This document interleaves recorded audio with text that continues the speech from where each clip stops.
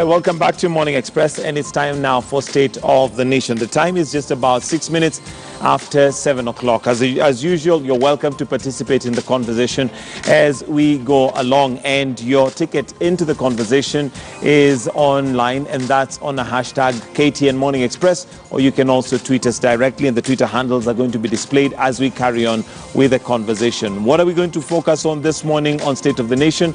The maritime wars that Kenya has had with Somalia. Would like to find out what the genesis is, the risks that stand in case this diplomatic war escalates, and possibly the resolve, the solutions that stand. Now in studio, I'm joined by Dr. Kenneth Kambona, who's an international development consultant. We also have Abdi Wahab Sheikh, who's also an international relations consultant, and Professor Macharia Munene, who's an international relations lecturer at USIU. Gentlemen, thank you for joining us this morning.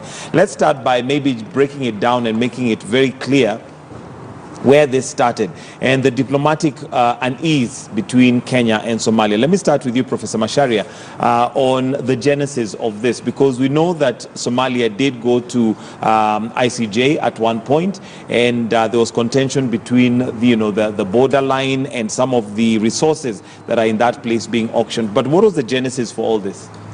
Well, it appears that it's a very recent development. In 2013 and 2014. 2014 is when Somalia supposedly went to ICJ to make a claim of Kenyan waters. Correct. You look at the events associated with that, you wonder whether it is Somalia that did it or somebody else. And it does appear as if some European powers may have been involved. Yes, that have serious interest in the maritime wealth. So they looked as if they engineered the whole thing. Somalia has been a place of interest to many countries, particularly big powers. And that's why we have all of them now hovering in Somalia in one form or another. And one of the reasons they are there is because of the oil and gas that's supposed to be around, not to mention the fish. So what happened in 2013, thereabout, 2014, Kenya itself was having serious problems with the European powers that wanted to control the politics of the country and failed. Now, part of the dealings on fixing Kenya was to engineer some funny things in Somalia. Yes, and you see, a lot of things that Somalia was doing was supported by Kenya. Even the government were being created in Kenya. So what happened in 2013?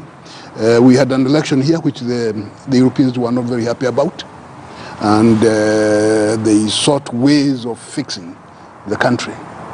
So suddenly, the Somalia government had a lot of money and resources to go to ICJ and start claiming water which is not theirs.